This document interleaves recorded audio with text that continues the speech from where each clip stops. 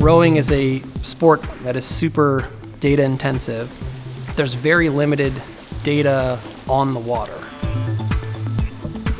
This became a really interesting opportunity to try to take those training practices and integrate them onto the water in a more seamless way than just like chucking a bunch of heavy computers onto a thing where you're really focusing on weight and power and stuff like that.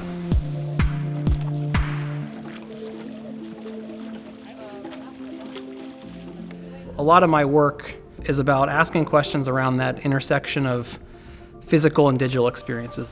What does that mean? How do they work together? And what do we understand about the relationship between the two things?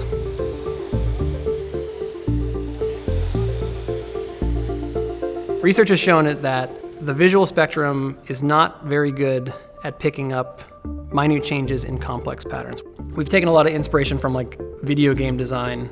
So you could think of like a driving simulator that the controller might be constantly vibrating to indicate the road surface, and you're able to kind of interpret and change how you might drive that thing as it gets smoother or bumpier, right? So we've designed a whole series of patterns and then building an application that would allow us to set gradients where you could take an input like heart rate or power or really any sort of input you want to monitor and determine this is the threshold I want to stay at. What we're trying to do is build a toolkit of strategies, patterns, frequencies, locations on the body, etc., that we can then start to apply to other compromised environments.